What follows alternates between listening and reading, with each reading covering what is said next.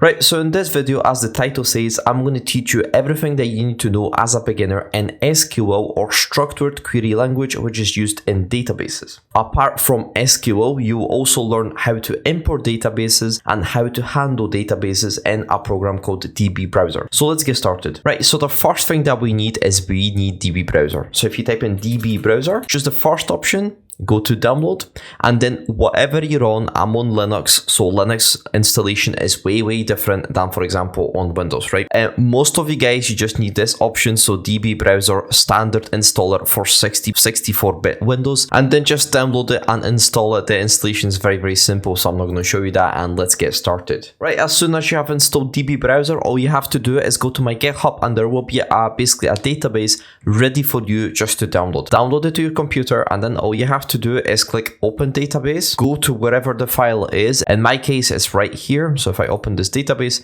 and if you come to browse data, this is the actual data that is inside the database. So as you can see everything clear, because basically that is just the contents of the database. Right, so let me just teach you a little bit about databases, because this is crucial knowledge and you need to understand this before I can actually show you any SQL. So what we've got is we've got a database that I've imported called data.db. Now the name actually doesn't matter, I'm just telling you this so you understand. The table, inside the database, we've got a table called data highway. So just basically all it is just basically information about highways in USA, right? So as you can see, it just tells you like state, area, functional system, stuff like that. And this basically table, we've got all information that contains all information about motorways or highways, right? Whatever you want to call it. On the other hand, what we've got is a table called employees. And as you can see, what we've got is basically employee information.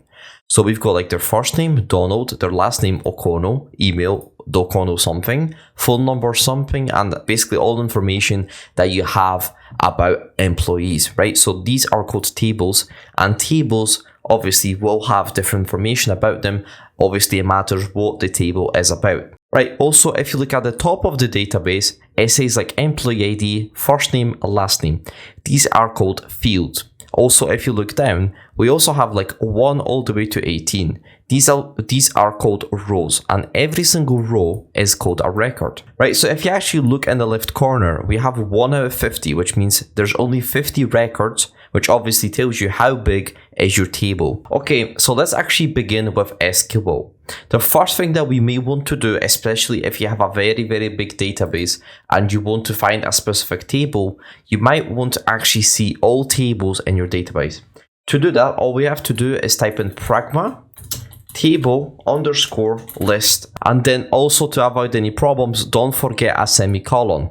Now if you just send basically this query with this button, or if you press F5, what it's actually going to do, it's actually going to send a request and it's going to return this query, right? So as you can see, it says employees and highway data, and as you can see, there's just two tables, but just basically ignore these. And as you can see, it says highway data and employees. Okay, so now we know our table names. Let's say that I want to actually figure out what's inside these tables. So if I do select star. Now star in programming, and basically most of programming languages, means everything, right? So if you do select star, which means everything, from, right? And then if you just specify the table name, so in this case I'm just going to specify employees, right? Employees, as you can see.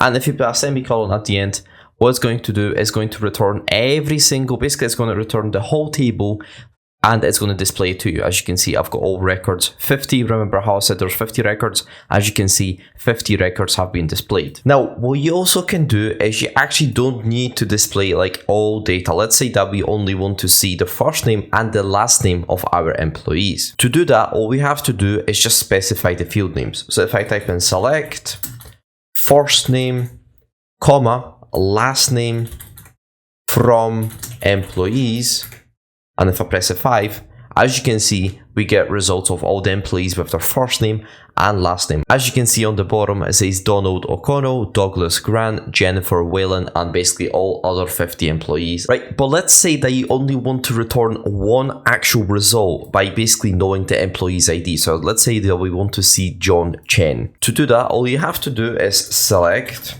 star from employees, right? Also, DB Browser, actually the reason I love DB Browser is because to be honest, it helps you. As you can see, it actually tells you what you might want to type in. Then what we need to do is we need to type in where, And then all we have to do is just specify the field name. In this case, we want to see the employee by employee ID, right? So we're going to specify employee ID, there we go, and equals, and the employee ID is 110. So if I type in 110 and semicolon, it's actually going to return the value. Now, what we also can do is we can actually figure out, for example, let's say that we want to figure out how many employees are working on the position of clerk. So if you just select from employees, and then if you just specify where, basically job ID, right? So this is the position, equals. Now, whenever you do any strings or whenever you do any text, for example, like, because as you can see, the phone number is an integer, so it's a number. But whenever you do, like, for example, job ID, it's string or text. So what we need to do is whenever you basically handle text, we need to put it in quotation marks, right? So you need to put ST clerk, right? And a semicolon at the end. And if I basically run this, as you can see, it all returns all results with basically people or employees that are working on position ST clerk. Now, another query that we may want to figure out is, for example, who's the most paid in this company? So, and basically, if you browse data, you can see salary, right? So as you can see, there's like 13,000, 10,000, 24,000. But obviously, to look for this, like if you have 50,000 employees, it's impossible to figure out, right? If you just by browsing data. So what we can do is we can execute an SQL query to tell us who's the most paid, right? So if you basically select from employees, right? So if you just do your standard query, and then if you press enter, so basically if I type in order by and then salary, right? So if I do salary, and then if I just put basically in descending order, which means from the highest to lowest, right? It's actually going to tell me that Stephen King is the highest paid. The next one is Nina Kocher. Then obviously it just goes into descending order all the way to TJ Olsen, who's the least paid. And if you actually change this to ascending order, right, there you go, if you run again, as you can see, TJ Olsen is actually the least paid, and obviously he's at the top of the table. Now, also by default, if you actually don't specify in which order you want it, it will just by default, it will assume that you want an ascending order. As you can see, if I press F5 again, it's actually going to just basically show us in the ascending order. What we also can do is we can actually insert data, so we can actually add our own user or our own employee. So let's say as an example, if you actually come to browse data employees, and if you actually highlight, so if you hover over and hold your mouse button, the left mouse button, if you hover over the employee and if you take all basically the fields and if you just copy as SQL, and if you come to execute SQL, if you paste this, what we get is we basically get SQL that is already done for us. And this is insert into, so it inserts basically into the database and it inserts into the table. As you can see, it shows you all the information, right? So it shows you Joshua Patel. So the reason I'm getting you to copy this is because it's way easier. As you can see, everything's copied already for you. All you have to do is just change this data. So I just recommend for you just to change some data. I'm going to add my own user. You can add your own user. And then I'm going to show you how to update or actually how to delete stuff as well in a second. So first of all, just add your user. Right, so I just added some gibberish and I'm going to basically press the execute button.